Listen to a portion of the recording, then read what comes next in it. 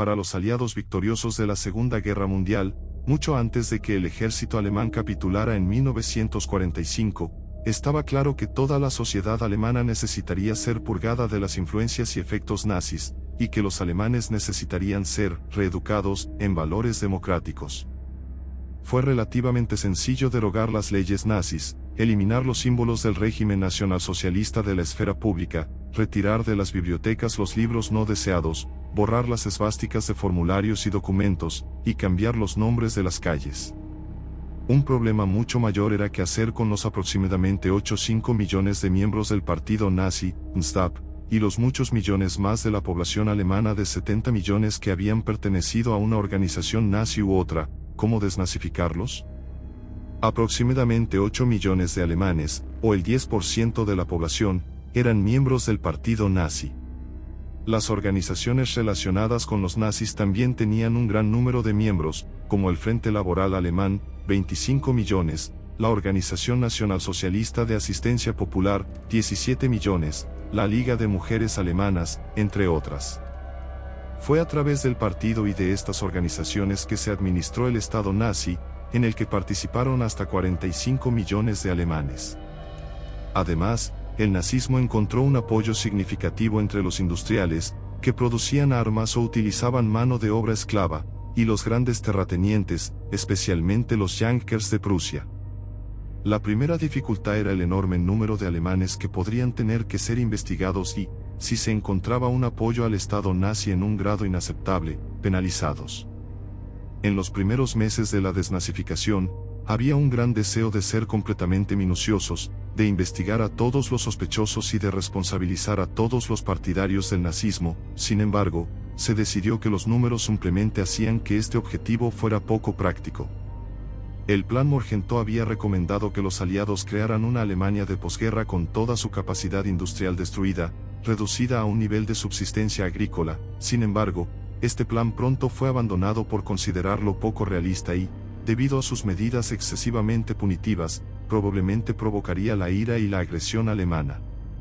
Con el paso del tiempo, otra consideración que moderó el esfuerzo de desnazificación en Occidente fue la preocupación por mantener suficiente buena voluntad entre la población alemana para evitar el ascenso del comunismo.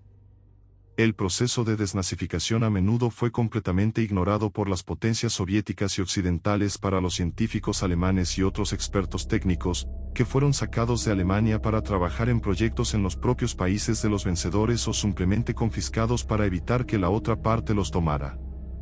Estados Unidos trajo a 785 científicos e ingenieros de Alemania a Estados Unidos, algunos de los cuales formaron la columna vertebral del programa espacial estadounidense. En el caso de nazis de alto rango como Göring, Hess, Ribbentrop, Stryker y Speer, la propuesta inicial de los británicos era simplemente arrestarlos y fusilarlos, pero este curso de acción fue reemplazado por juzgarlos por crímenes de guerra en los juicios de Nuremberg para dar a conocer sus crímenes y al mismo tiempo demostrar, especialmente al pueblo alemán, que los juicios y las sentencias fueron justos. Sin embargo, se cuestionaron los fundamentos legales de los juicios y muchos alemanes no estaban convencidos de que los juicios fueran más que una justicia de vencedores. Muchos refugiados del nazismo eran alemanes y austriacos, y algunos habían luchado para Gran Bretaña en la Segunda Guerra Mundial. Algunos fueron transferidos al cuerpo de inteligencia y enviados de regreso a Alemania y Austria con uniforme británico. Sin embargo, el número de hablantes de alemán en la zona británica era pequeño, lo que se vio obstaculizado por el déficit lingüístico. Debido a su gran población germano-estadounidense, las autoridades estadounidenses pudieron traer un mayor número de hablantes de alemán para la tarea de trabajar en el gobierno militar aliado, aunque muchos estaban mal capacitados. Fueron asignados a todos los aspectos de la administración militar, el interrogatorio de prisioneros de guerra, la recopilación de pruebas para la unidad de investigación de crímenes de guerra y la búsqueda de criminales de guerra. Ahora que hemos visto la cosa global, entremos un poco más en los específicos. Más allá de simplemente cazar personas para poder juzgarlas, la idea misma del nazismo tenía que ser extirpada de todos los rincones del mundo donde había infectado. Estos nazis podrían terminar en cualquier parte del mundo, o gobernar la propia Alemania, por lo que deshacerse de todos los pensamientos nazis en sus cabezas era de suma importancia, pero no sería una tarea fácil. lo primero que tenía que desaparecer era Hitler. El hombre mismo estaba muerto, pero había fotografías de Hitler por todas partes, así que ahora tenían que irse. Era casi imposible ir a cualquier lugar de Alemania sin que ese maníaco muerto se presentara de algún modo. En todo el país, cerca de 100 calles recibieron el nombre de Adolf Hitler. Con el ascenso de Hitler en la década de 1930, Alemania también vio muchos estadios y puentes nombrados en honor del Führer. Cuando terminó la guerra, se inició el cambio de nombre de estos lugares en un intento de desnazificar Alemania.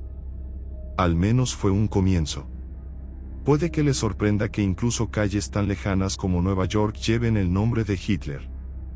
Fue obra del Bund germano-estadounidense pro-nazi, que nombró las calles de una comunidad planificada en Jaffank, condado de Suffolk, o como la llamaron los medios británicos, la ciudad nazi de Nueva York.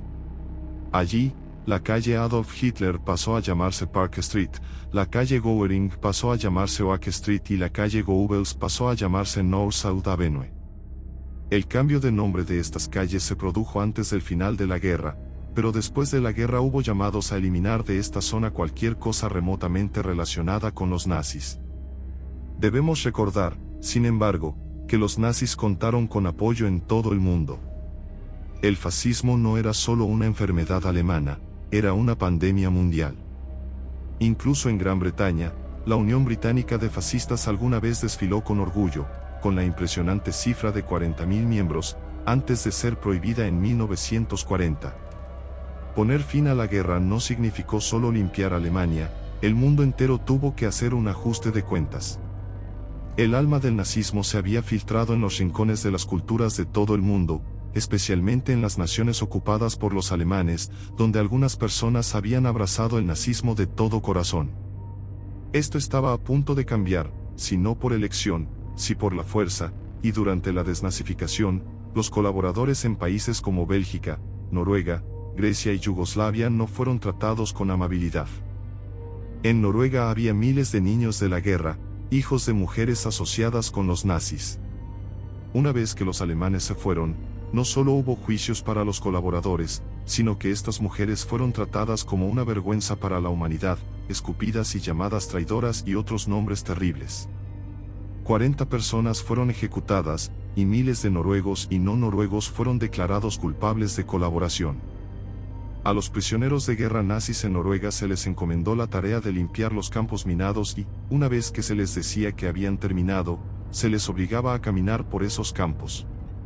Si los noruegos no estaban de acuerdo con que se hubiera controlado toda el área, los prisioneros de guerra eran perseguidos a punta de pistola, lo que tenía consecuencias previsiblemente explosivas. Esta era una manera de deshacerse de los nazis. 392 prisioneros de guerra perdieron extremidades o resultaron heridos de otro modo, y 275 murieron. Si bien esto puede no parecer en absoluto humanitario, ocurrió en un momento en que alemanes y colaboradores estaban siendo juzgados por tortura y asesinato a una escala verdaderamente inimaginable. Habían cometido crímenes de guerra absolutamente bárbaros, pero aún así, un grupo denominado Frente de la Seda noruego dijo que 2 errores no hacen un bien.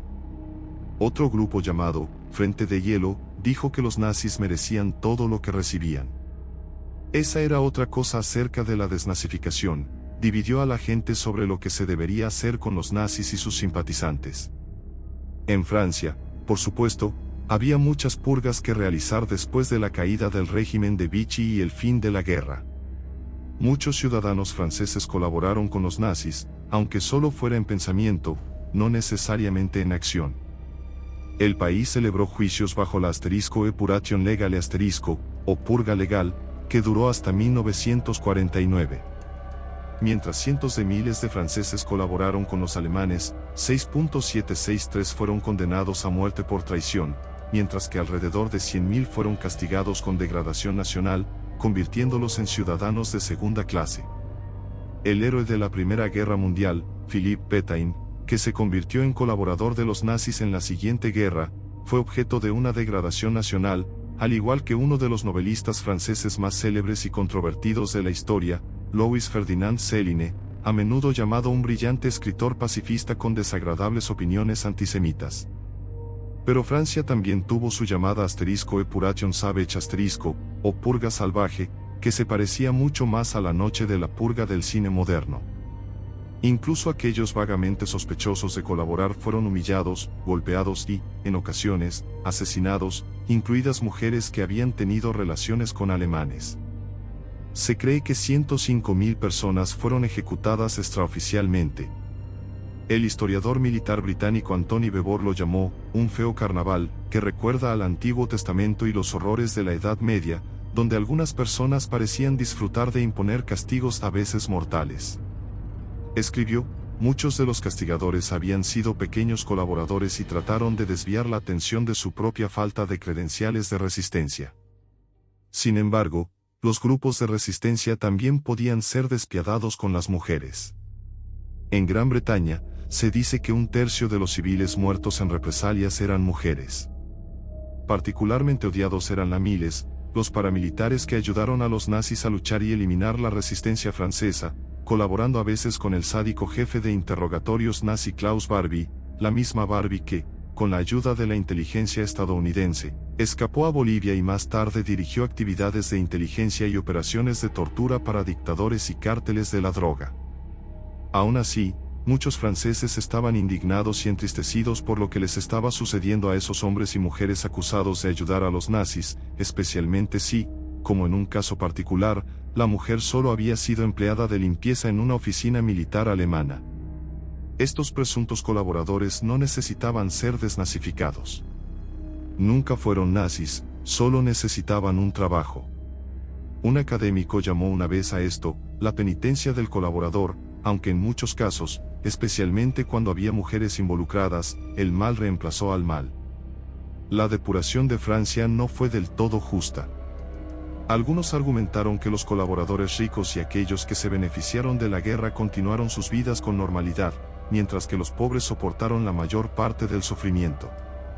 A pesar de todos sus efectos, muchos franceses elogiaron al citado autor, Céline, veterano herido de la Primera Guerra Mundial, cuando dijo: «La poesía del heroísmo atrae irresistiblemente a quienes no van a la guerra, y aún más a quienes la guerra está enriqueciendo enormemente». Siempre es así.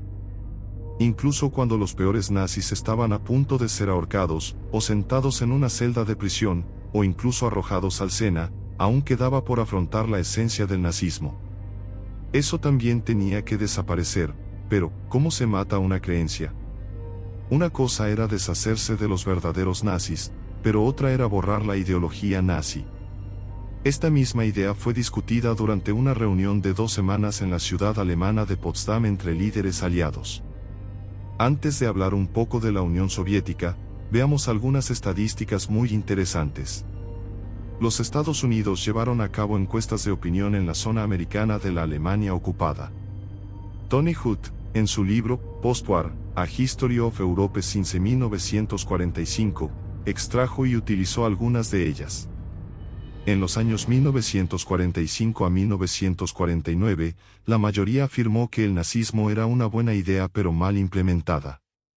En 1946, el 6% de los alemanes dijo que los juicios de Nuremberg fueron injustos. En 1946, el 37% de los habitantes de la zona de ocupación estadounidense respondió no a la afirmación de que el exterminio de judíos, polacos y otros no arios no era necesario para la seguridad de los alemanes. En 1946, 1 de cada 3 en la zona de ocupación estadounidense decía que los judíos no deberían tener los mismos derechos que los pertenecientes a la raza aria. En 1950, 1 de cada 3 dijo que los juicios de Nuremberg habían sido injustos. En 1952, el 37% decía que Alemania estaba mejor sin judíos en su territorio. En 1952, el 25% tenía una buena opinión de Hitler. El historiador británico Jan Kershaw, en su libro, El mito de Hitler, Imagen y realidad en el Tercer Reich, escribe sobre varias encuestas realizadas entre la población alemana. En 1945, el 42% de los jóvenes alemanes y el 22% de los adultos alemanes pensaban que la reconstrucción de Alemania sería mejor aplicada por un nuevo Führer fuerte.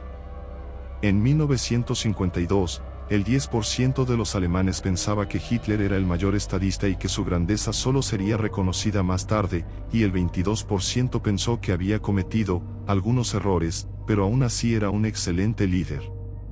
En 1953, el 14% de los alemanes dijeron que volverían a votar por alguien como Hitler.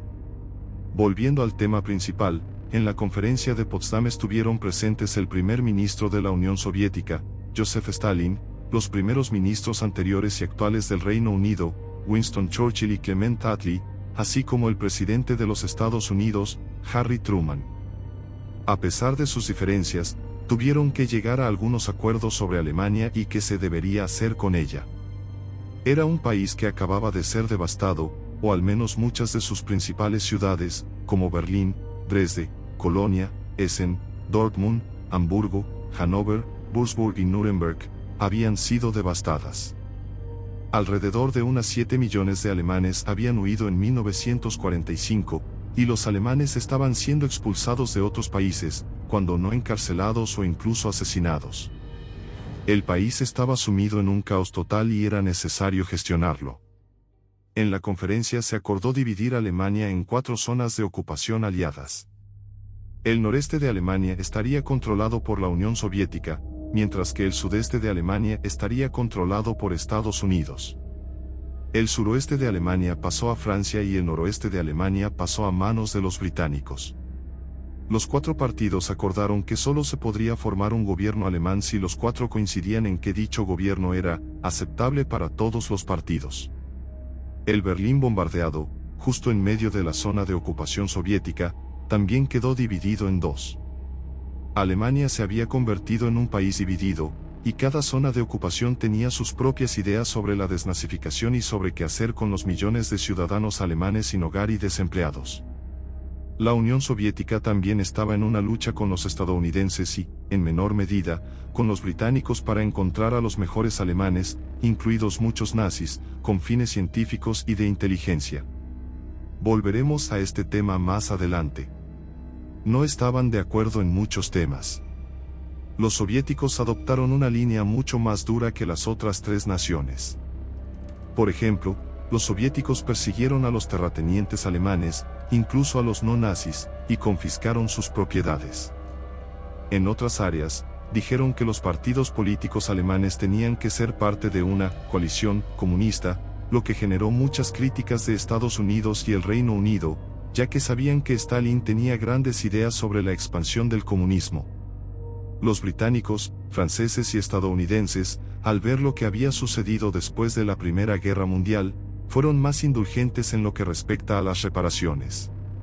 Los soviéticos querían extraer cada gota de sangre alemana, incluso después de que los aliados acordaron desmantelar todas las principales industrias alemanas y confiscar infraestructura, equipos, recursos naturales, reservas de oro y plata, inversiones y toneladas de dinero.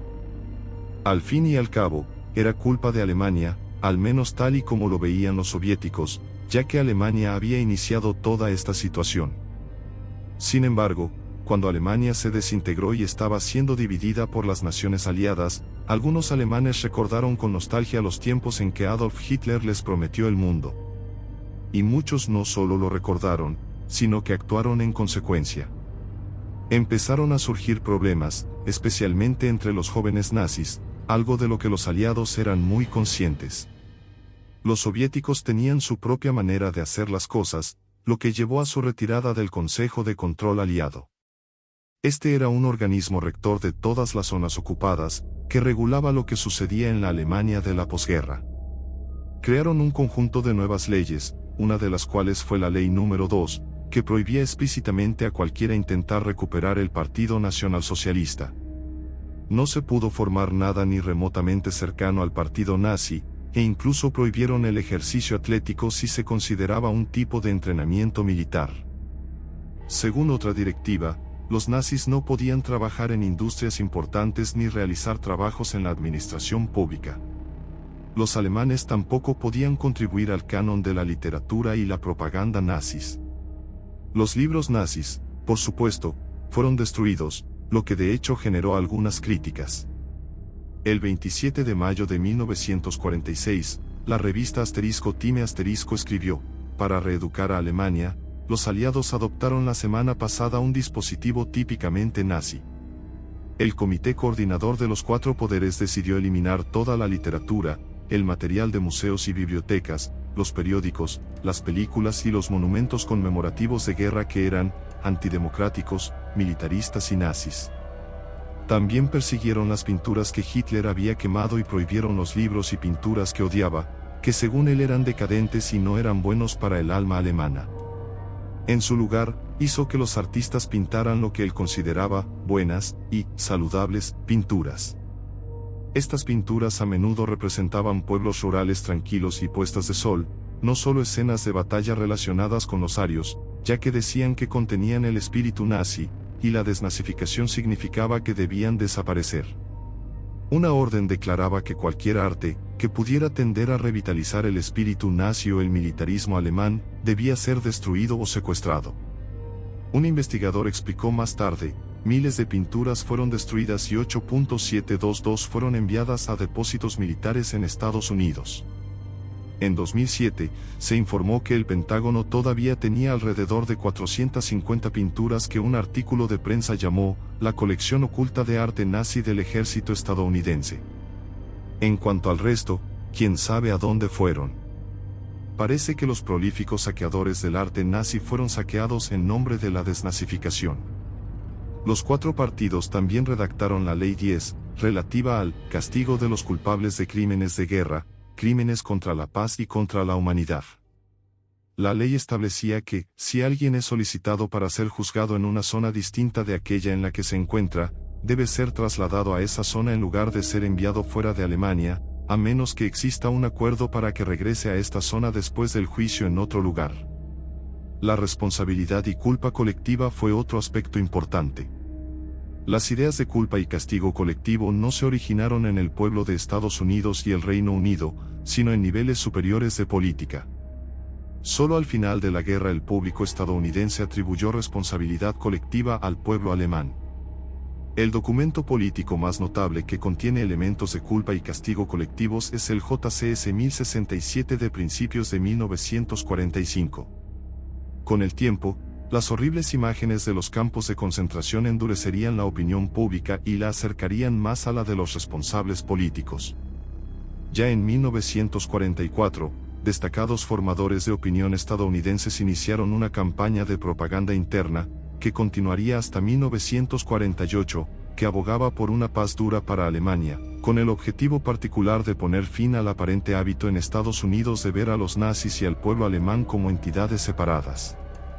Las declaraciones hechas por los gobiernos británico y estadounidense, tanto antes como inmediatamente después de la rendición de Alemania, indican que la nación alemana en su conjunto sería considerada responsable de las acciones del régimen nazi, utilizando a menudo los términos culpabilidad colectiva y responsabilidad colectiva. Con este fin, cuando los aliados comenzaron sus esfuerzos de desnazificación de posguerra, la División de Guerra Psicológica, PWD, del Cuartel General Supremo de las Fuerzas Expedicionarias Aliadas emprendió una campaña de propaganda psicológica destinada a desarrollar un sentido de responsabilidad colectiva alemana. En 1945, el Grupo de Control de Servicios de Información y Relaciones Públicas del Elemento Británico, CCG/B, de la Comisión de Control Aliado para Alemania comenzó a emitir directrices a los oficiales responsables de producir periódicos y transmisiones de radio para la población alemana, con el fin de enfatizar la responsabilidad moral de todos los alemanes por los crímenes nazis. Asimismo, entre los funcionarios estadounidenses, ese sentimiento de culpa colectiva se consideraba un requisito previo para cualquier educación a largo plazo del pueblo alemán.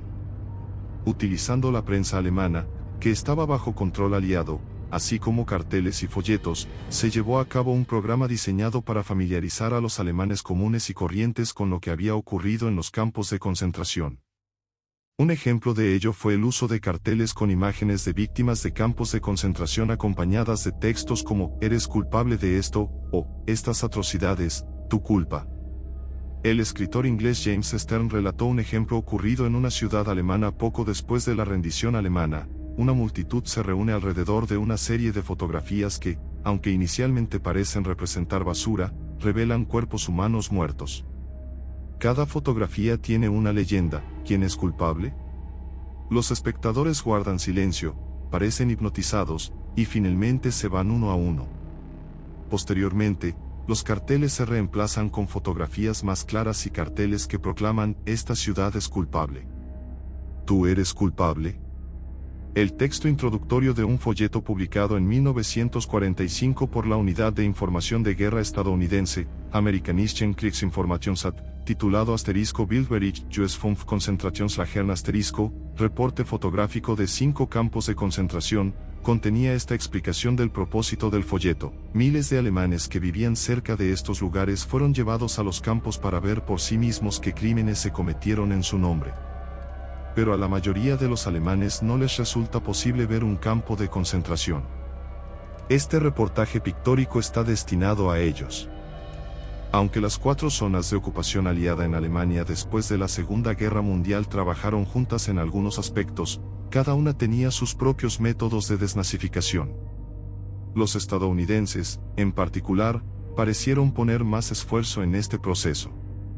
En 1945, bajo el mando del general Dwight de Eisenhower, se escribió que solo una ocupación inflexible y de largo plazo podría llevar a los alemanes a una revisión fundamental de su reciente filosofía política. Eisenhower fue realista en cuanto al cronograma y creía que librar a Alemania de los nazis y de la ideología nazi llevaría al menos medio siglo. Tenía un plan para encontrar a los nazis más ardientes, no solo criminales de guerra sino también miembros regulares de la población que vivían y respiraban el nazismo.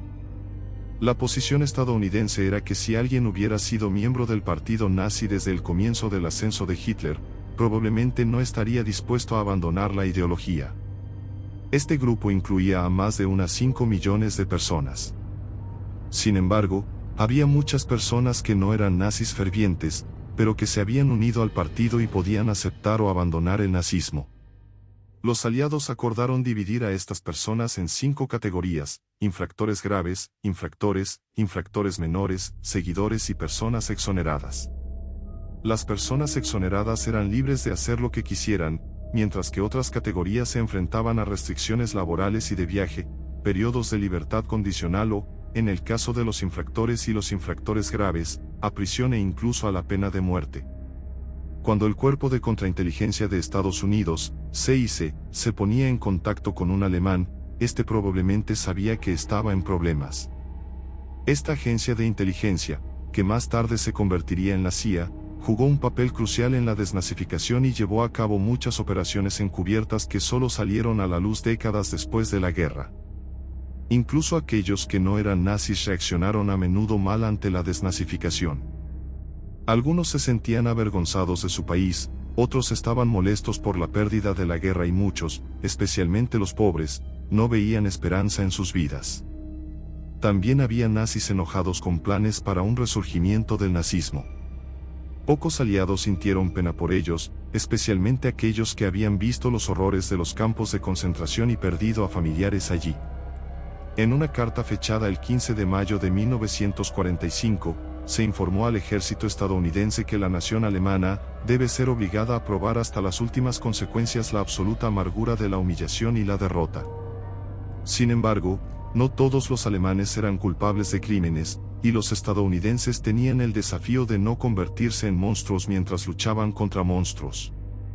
Los estadounidenses obligaron a todos los alemanes en la zona americana a completar un formulario para demostrar el grado de su culpabilidad. Esto fue facilitado por el acceso a los archivos de todos los miembros del partido nazi, gracias a un grupo antinazi en Alemania. Sin embargo, la parte administrativa fue una pesadilla, con decenas de miles de formularios que llegaban diariamente y millones que debían ser analizados.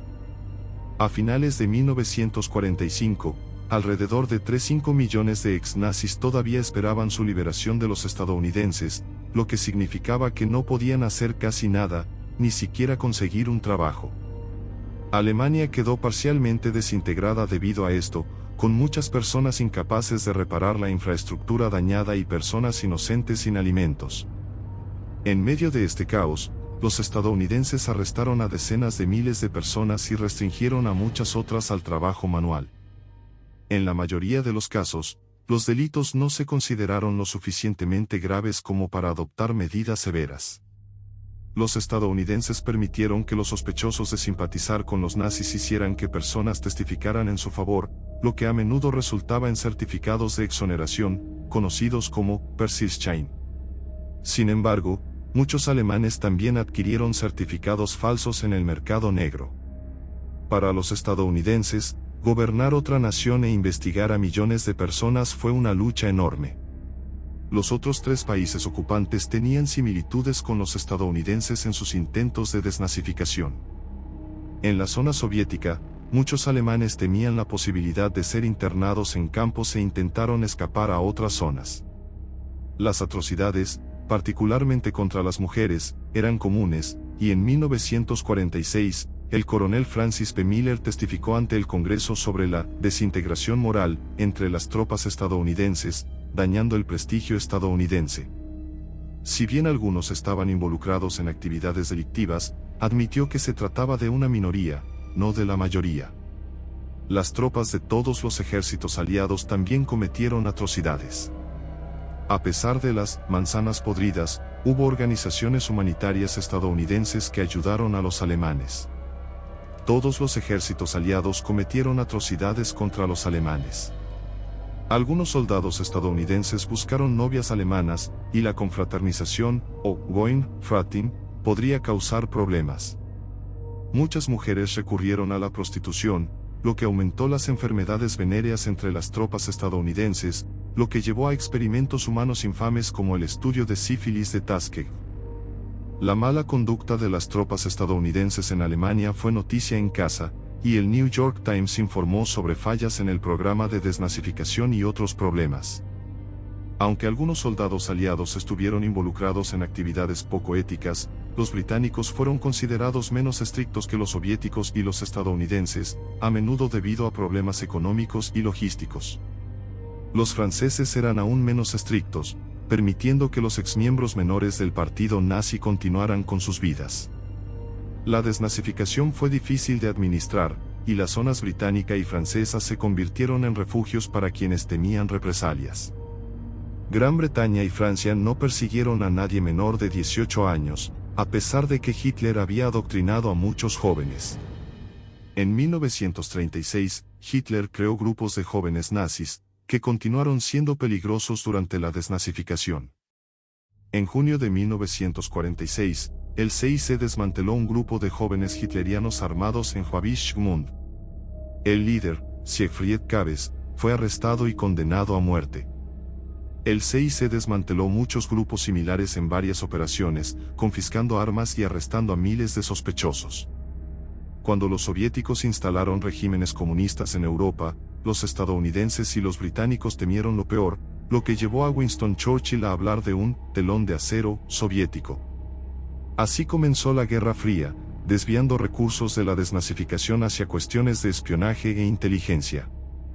Ex-nazis de alto rango y científicos alemanes se volvieron valiosos para ambos lados, y Gran Bretaña y Estados Unidos llevaron a cabo operaciones de inteligencia para garantizar que nazis valiosos no terminaran en el lado soviético.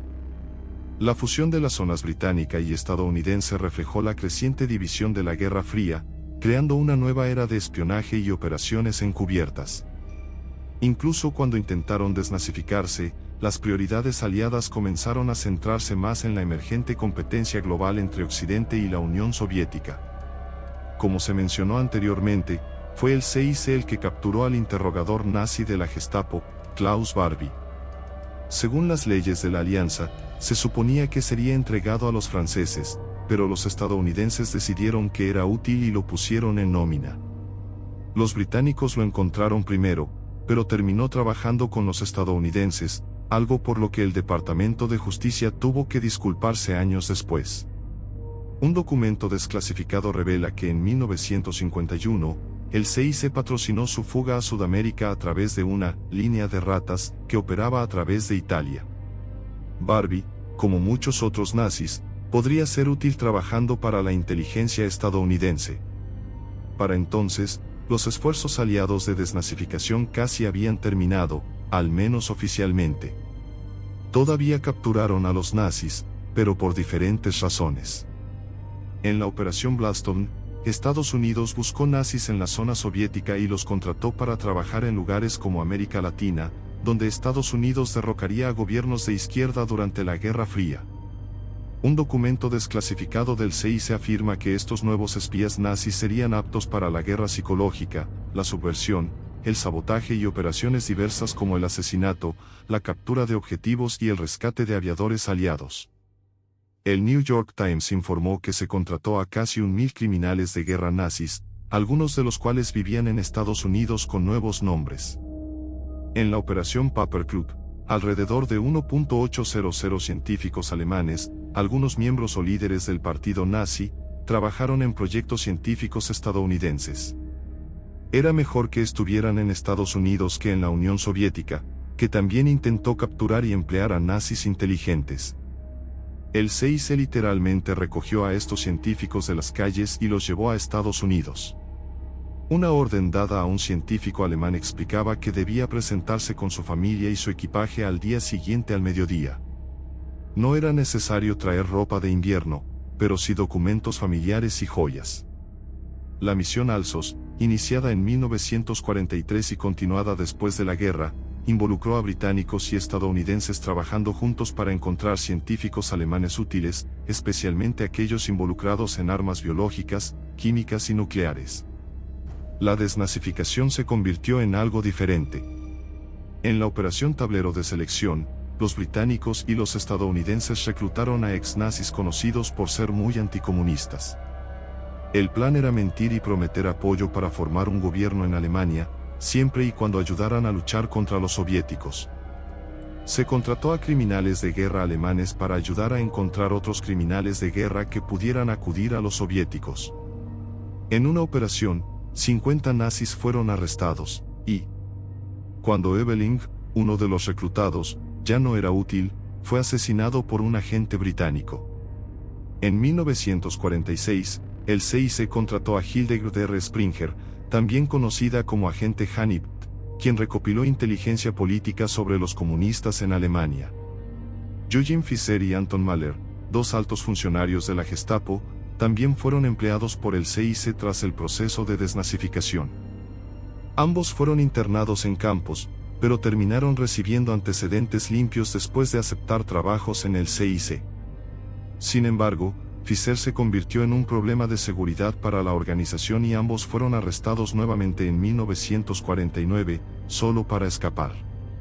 La policía de Alemania Occidental, que se había hecho cargo del proceso de desnazificación, no pudo localizar a estos hombres. Esto llevó a un escenario en el que espías espiaban a espías, creando una atmósfera de paranoia generalizada. Un artículo del New York Times de 2010 reveló que Estados Unidos reclutó a ex-nazis. El artículo destacó la indignación pública por la historia de Klaus Barbie, uno de los muchos nazis reclutados y pagados por Estados Unidos, a menudo con dinero en efectivo y cigarrillos, a pesar de ser buscado por crímenes de guerra extremos. El artículo hacía referencia a una investigación titulada La sombra de Hitler, los criminales de guerra nazis, la inteligencia estadounidense y la Guerra Fría, basada en 1.100 archivos de la CIA y 2 millones de archivos de contrainteligencia del ejército, desclasificados en 2007. El Times describió cómo estos documentos revelaban un panorama sombrío de la burocracia, disputas territoriales y faltas de comunicación entre agencias de inteligencia. También expusieron decisiones tácticas cínicas y egoístas de los gobiernos aliados, donde los crímenes de guerra cometidos por ex-nazis fueron ignorados a cambio de su valor como activos de inteligencia. Rudolf Maildner fue una de las personas cuyos registros fueron encontrados. Fue responsable de ejecutar a cientos, si no miles, de polacos sospechosos de resistencia y ayudó a enviar alrededor de 8.000 judíos polacos a Auschwitz. Trabajó para los estadounidenses hasta 1949, antes de huir a Argentina. Reinhard Gehlen, jefe de inteligencia militar de los ejércitos extranjeros del este de la Wehrmacht, también fue reclutado por el CIC. Gehlen ofreció su libertad a cambio de acceso a la inteligencia alemana y prometió formar una organización de espionaje para ayudar a los estadounidenses, conocida como la Organización Gehlen. Gehlen exigió la reintegración de su antiguo equipo nazi, que fue liberado de los campos de internamiento. El periódico Independent informó años más tarde que la organización Gehlen empleaba al menos a 100 exoficiales de la Gestapo o de las SS, incluido Alois Brunner, el segundo de Adolf Eichmann, quien envió a más de 100.000 judíos a guetos o campos de internamiento y murió de vejez. La operación, denominada Operación Rusty, fue criticada por los británicos por ser arriesgada, ya que creían que los espías nazis en la zona soviética podrían convertirse en una amenaza para la seguridad. El general de división Joseph Charles Haden, jefe de la ID británica, expresó su preocupación por la operación, que más tarde se consideró un fracaso total de la inteligencia. La Operación Gladio, llevada a cabo por Estados Unidos y el Reino Unido, implicó la creación de operaciones encubiertas, quedarse atrás, con paramilitares armados para guerra psicológica y asesinatos, reclutando a ex-nazis entre 1949 y 1953. Entre los reclutados se encontraba Walter Kapp, un exoficial del ejército descrito por la CIA como un nazi no reconstituido. Frank Olsen, un científico de guerra biológica, vio de cerca cómo la desnazificación se fusionó con la Guerra Fría. Olsen, capitán del cuerpo químico del ejército de EU, trabajó con ex-nazis en armas biológicas y en el programa de control mental de la CIA, MK-Ultra. Desarrolló mezclas químicas para mutilar, matar y volver loca a la gente, matando a miles de animales en el proceso. Olsen estaba perturbado por lo que vio en Alemania durante la Operación Alcachofa, donde la CIA estaba probando nuevos métodos de interrogatorio, combinando drogas, hipnosis y torturas con sospechosos considerados prescindibles. Olsen, profundamente perturbado por lo que presenció, le dijo a su esposa que había cometido un terrible error. Unos días después, se cayó del piso 13 del Hotel Statler de Nueva York en circunstancias sospechosas mientras colegas de la CIA se encontraban en el mismo hotel. Un informe sobre el viaje de Olsen a Alemania reveló que fue testigo de interrogatorios horribles y brutales, que lo dejaron profundamente perturbado y con ganas de revelar lo que vio, lo que llevó a que se cuestionara su autorización de seguridad. En 1957, Alemania parecía libre de nazis, aunque alrededor del 77% de los altos funcionarios del Ministerio de Justicia de Alemania Occidental todavía eran antiguos miembros del partido nazi. Muchos criminales de guerra nazis se escondían o vivían bajo seudónimos en Sudamérica o Estados Unidos. Los documentos e investigaciones desclasificados han revelado mucho sobre esos días oscuros, pero probablemente solo sepamos la mitad de lo que realmente sucedió. Ahora veamos exactamente cómo sucedió esto tan rápido. El proceso de eliminar la ideología nazi del tejido social de Alemania se planificó antes del final de la guerra en Europa. El término, desnazificación, fue acuñado por el Pentágono en 1943 cuando comenzaron a considerar el sistema legal alemán de la posguerra. En agosto de 1944, el presidente Franklin Roosevelt ya mencionó la necesidad de inculcar a los alemanes la idea de que habían participado en una conspiración ilegal. Este objetivo se formalizó en la Conferencia de Yalta en febrero de 1945, donde Roosevelt, Churchill y Stalin acordaron que la desnazificación debería ser un objetivo estratégico de guerra, eliminando todas las influencias nazis de los cargos públicos y de la vida cultural y económica alemana. El Tercer Reich se rindió el 8 de mayo de 1945 y el impulso a la desnazificación se reafirmó en el Acuerdo de Potsdam de agosto de 1945. Los aliados occidentales habían elaborado una lista de 178.000 nazis que debían ser arrestados, mientras que los soviéticos ya habían internado a 67.000 oficiales del Reich. Para gestionar esta empresa, las fuerzas de ocupación aliadas necesitaban establecer claramente los objetivos y parámetros de la desnazificación, así como las categorías y sanciones para los infractores nazis.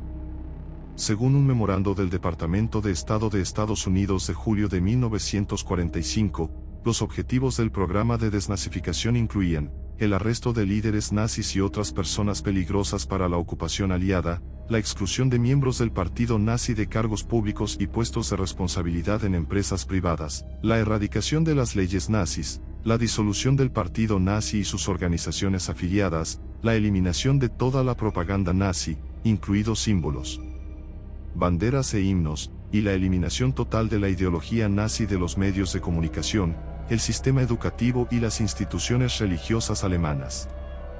En la zona de ocupación controlada por Estados Unidos, las autoridades militares comenzaron con fuerza, deteniendo preventivamente a 400.000 alemanes en campos de internamiento antes incluso de que comenzaran a completar sus cuestionarios de 131 puntos.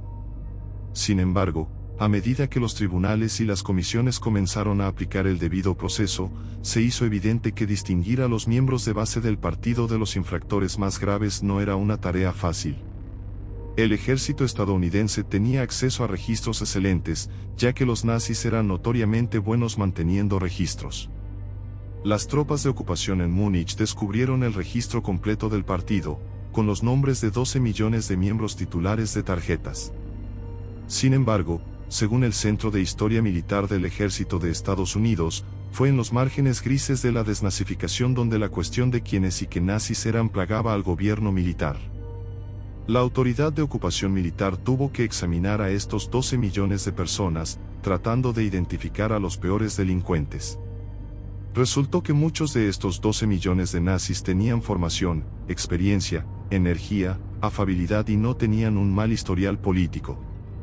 Las tropas estadounidenses encontraron a los que estaban bajo escrutinio sorprendentemente agradables, lo que hizo que la desnazificación fuera aún más difícil.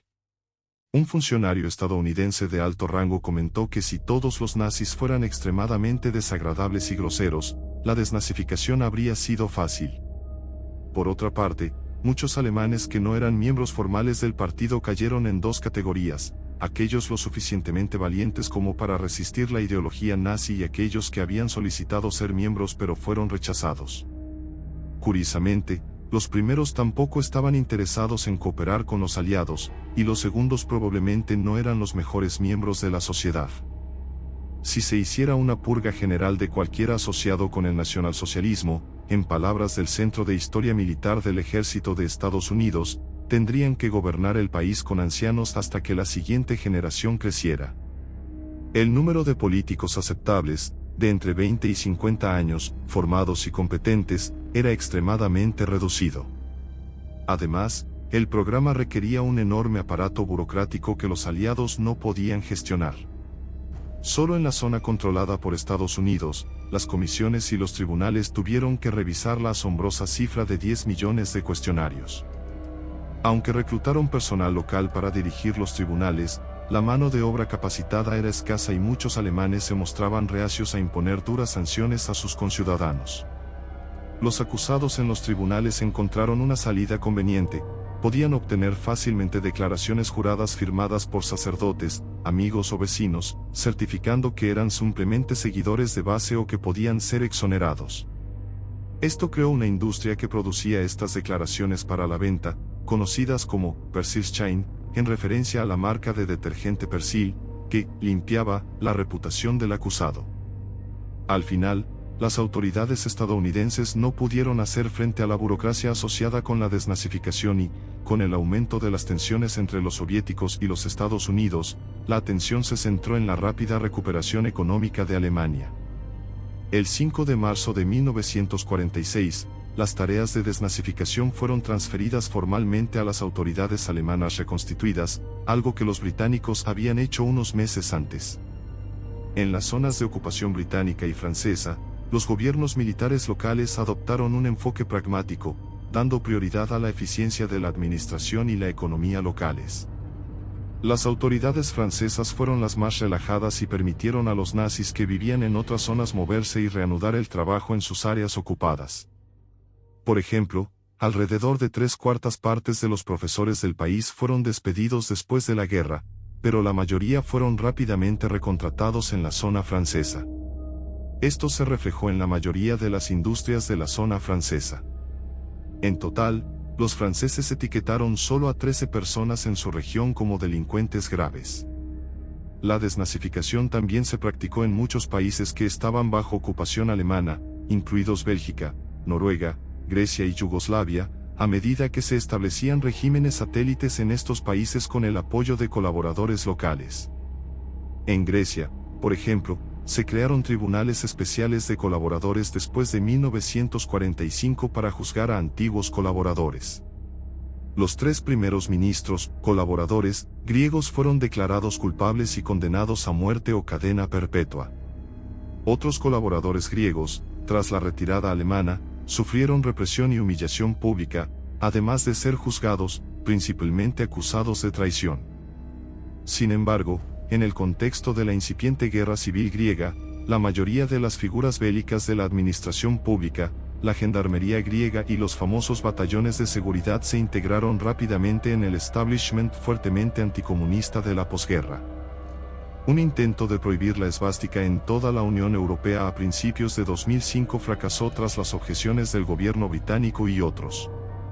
A principios de 2007, mientras Alemania presidía la Unión Europea, Berlín propuso que la Unión Europea siguiera el derecho penal alemán y penalizara la negación del Holocausto y la exhibición de símbolos nazis, incluida la esvástica, basándose en la Ley de Prohibición de Símbolos de Organizaciones Inconstitucionales, Strafgesetzbuch, artículo 86a. Esto llevó a una campaña de oposición de grupos hindúes en toda Europa contra la prohibición de la esvástica, señalando que la esvástica existe desde hace 5000 años como símbolo de paz. La propuesta de prohibir la esvástica fue eliminada por el gobierno alemán de las leyes antirracistas propuestas en toda la Unión Europea el 29 de enero de 2007. En la zona de ocupación soviética, la eliminación del personal y la ideología nazis parecía más resuelta. La desnazificación avanzó de la mano de la sovietización de Alemania Oriental, con amplias reformas agrarias y nacionalización de la industria. Moscú prefirió a los representantes del KPD, Partido Comunista de Alemania, más tarde el Partido Socialista Unido, SED. Sin embargo, según el historiador Timothy Ribot, la desnazificación en la zona soviética no fue tan completa como parecía. La cooperación del KPD permitió a las autoridades soviéticas delegar la mayoría de los procesos a comités antinazis locales y gobiernos provinciales, que implementaron medidas de manera inconsistente y eran propensos a ceder ante la resistencia local. Ya en 1948 se hizo evidente que la desnazificación de Alemania no había reestructurado la sociedad como se esperaba. En diciembre de ese año, John H. Hearst, miembro de la delegación estadounidense en los juicios de Nuremberg, publicó un artículo titulado El fiasco de la desnazificación en Alemania. Hearst informó que los juicios en la zona estadounidense a menudo se veían obstaculizados por la intimidación de los simpatizantes nazis. Incluso sin intimidación, los fiscales se basaron en las respuestas al cuestionario sin verificar su veracidad, lo que dio lugar a que la mayoría de los acusados fueran clasificados como seguidores. Tras la transferencia de los esfuerzos de desnazificación a las autoridades alemanas, 2 amnistías exoneraron a miembros de las juventudes hitlerianas, personas de bajos ingresos y ciudadanos discapacitados, lo que permitió que incluso los criminales de guerra escaparan del procesamiento. Hearst destacó un defecto de procedimiento. Hasta octubre de 1947, los procesos de desnazificación examinaban a unas 50.000 personas al mes, pero daban prioridad a los seguidores. Cuando finalmente examinaron a los infractores, una enmienda permitió reclasificarlos como seguidores, con excepción de los miembros de las SS. En enero de 1948, este paso se eliminó con la promulgación de un procedimiento rápido que permitía clasificar a todos los infractores como seguidores. En marzo de 1948, la cláusula de excepción para los miembros de las SS fue eliminada casi por completo. En total, alrededor de 12.753.000 alemanes pasarían por el proceso de desnazificación. Más de 9 millones fueron considerados no sujetos a procesamiento. De los 3,2 millones de procesados hasta abril de 1948, más de 2,3 millones fueron amnistiados sin juicio. Eso dejó a 836.000 personas pendientes de juicio, solo el 6,5% del total. Más de un tercio fueron exonerados y más de la mitad fueron catalogados como seguidores. Del resto, el 10,7% fueron clasificados como infractores menores, el 2,1% como infractores y solo el 0,1% como infractores mayores, totalizando 836 personas de un total de casi 13 millones. Incluso los infractores recibieron sanciones leves, como trabajos comunitarios, multas o penas breves de prisión. Hearst recopiló varios ejemplos de trato indulgente, como propagandistas activos y miembros de las SS que recibieron multas leves o fueron exonerados. Aquí tienes el texto reorganizado de manera más coherente.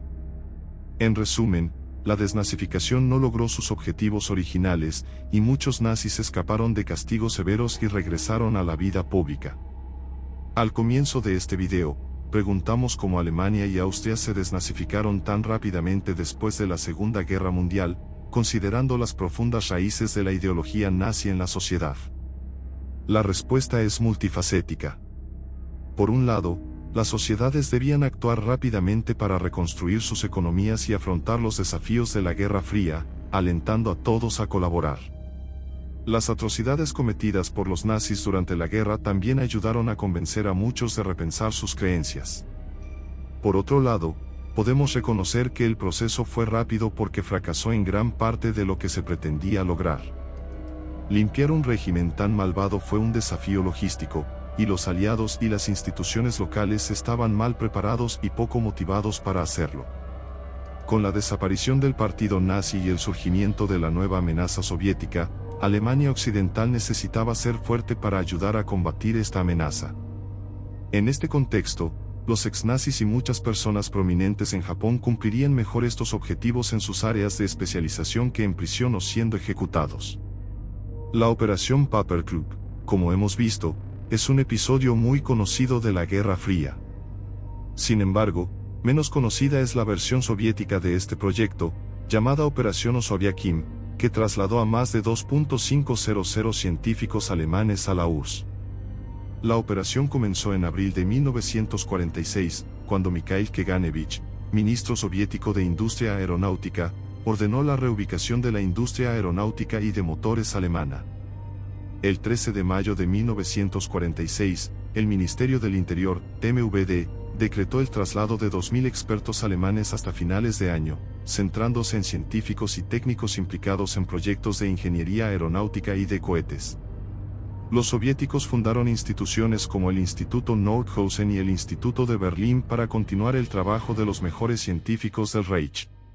Sin embargo, el Acuerdo de Potsdam prohibió el desarrollo de armas en suelo alemán, lo que llevó a Moscú a planificar la reubicación de estos programas. El 22 de octubre de 1946, la Operación Osoviakim fue dirigida por Iván Serov, futuro presidente de la KGB. Serov organizó 92 trenes de mercancías para transportar el equipo necesario a la URSS. Durante la noche, el ejército y la policía del MVD arrestaron a los científicos alemanes y a sus familias, en total 6.500 personas. Después de convencerlos de que sus vidas serían mejores colaborando con el régimen soviético y ofreciéndoles contratos y salarios superiores a los de sus colegas soviéticos, la mayoría de los científicos aceptaron cooperar. Los que se negaron fueron internados en campos de trabajo. A los científicos de Osoviakim se les permitió regresar gradualmente a Alemania después de 1950, y la mayoría se fue después de la muerte de Stalin en 1953. A medida que nos acercamos al final de la década de 1940, en todas las áreas de ocupación, la indulgencia dio paso a la amnistía y la integración. Konrad Adenauer, el primer canciller de la nueva República Federal de Alemania, Alemania Occidental, fue un firme partidario de este enfoque. Después de su elección en septiembre de 1949, Adenauer abogó por que Alemania Occidental estableciera fuertes vínculos con Europa Occidental contra el bloque comunista. Esta estrategia incluía la reintegración de antiguos cuadros nazis a la nueva república. En mayo de 1951, el gobierno de Adenauer aprobó la primera ley de amnistía, reintegrando a unos 150.000 funcionarios y funcionarios públicos previamente destituidos por los esfuerzos de desnazificación de los aliados. Al año siguiente, Adenauer informó al Parlamento que 2/3 de los diplomáticos alemanes eran, de hecho, ex-nazis. El ejército, los servicios de seguridad y el sector privado estaban igualmente llenos de exmiembros del Reich. A pesar de la amnistía, el régimen de Adenauer también dio pasos en la dirección opuesta. Por ejemplo, en agosto de 1952, su gabinete prohibió el Partido Socialista del Reich neonazi y en septiembre acordó pagar al Estado de Israel una reparación de 3.000 millones de marcos alemanes, el equivalente a 8.300 millones de dólares en valor actual. Sin embargo, en 1954, su gobierno promulgó la segunda ley de amnistía, que benefició a unos 400.000 ciudadanos alemanes. En Austria, Un proceso de desnazificación similar culminó en una amnistía generalizada. Aunque Austria suele quedar excluida de las explicaciones en inglés sobre la desnazificación, fue anexada al Tercer Reich antes de la Segunda Guerra Mundial y sus ciudadanos participaron activamente en la Wehrmacht, las SS y el partido nazi. La desnazificación austríaca se puede dividir en 5 fases. Durante la fase de seguridad militar, de abril a junio de 1945, las potencias ocupantes se coordinaron para internar a miembros destacados de las SS y del partido nazi. La siguiente fase, de junio de 1945 a febrero de 1946, estuvo marcada por la desnazificación autónoma, donde cada aliado y el gobierno austriaco tomaron medidas de forma independiente, lo que resultó en decisiones contradictorias. En febrero de 1946, los aliados transfirieron todas las actividades de desnazificación al gobierno austriaco, inaugurando la tercera fase. Las autoridades locales siguieron 3 leyes: la ley de prohibición, la ley de limpieza económica y la ley de crímenes de guerra. Para hacer cumplir estas leyes, el gobierno creó tribunales populares ad hoc, compuestos por jueces profesionales y legos. En febrero de 1947, el gobierno promulgó una nueva ley nacionalsocialista, iniciando la cuarta fase.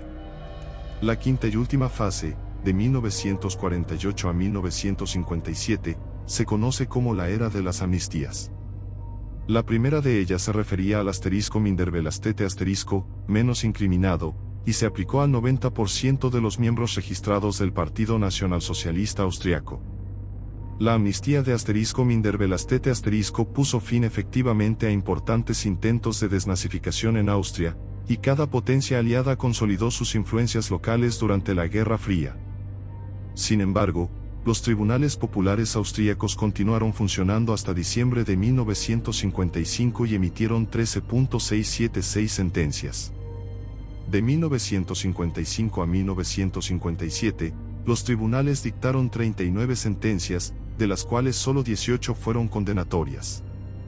El Parlamento austriaco votó a favor de una amnistía final en 1957. Además de las amnistías generalizadas, cientos de exfuncionarios nazis escaparon de las sanciones gracias a sus conocimientos militares, científicos o técnicos, considerados útiles por los aliados. Argentina, por ejemplo, fue criticada por acoger a los nazis después de la guerra, pero Estados Unidos también hizo excepciones por razones militares y de inteligencia. Estados Unidos también estaba interesado en obtener una ventaja tecnológica sobre los soviéticos. En julio de 1945, autorizaron el programa Overcast para explotar a científicos y técnicos alemanes y austriacos. En 1946, ampliaron el programa para reclutar 1000 científicos más, incluidos miembros de alto rango del partido nazi, en el marco de la Operación Paperclub.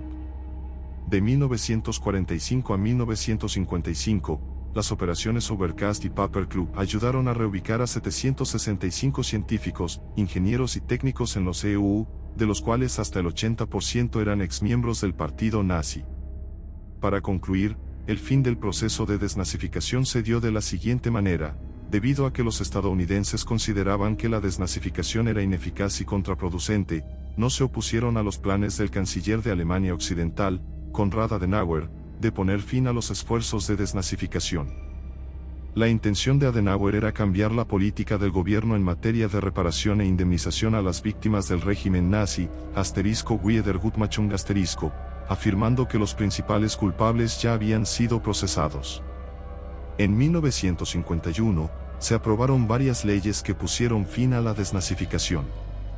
A los funcionarios se les permitió reanudar el empleo en el servicio público y se establecieron cuotas de contratación para estas personas previamente excluidas, con la excepción de las personas asignadas al grupo I, grandemente culpable, y II, culpable, durante el proceso de revisión de desnazificación.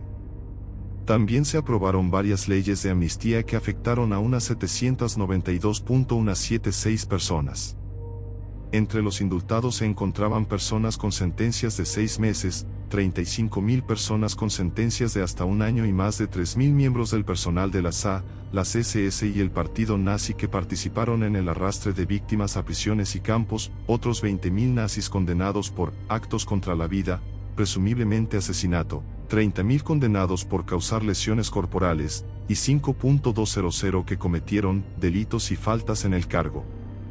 Como resultado, muchas personas con un pasado nazi terminaron nuevamente en el aparato político de Alemania Occidental. En 1957, el 77% de los altos funcionarios del Ministerio de Justicia alemán eran exmiembros del partido nazi. Este ministerio incluía a un exfuncionario nazi que había participado en las reuniones que siguieron a la conferencia de Wannsee, en la que se planeó el exterminio de los judíos.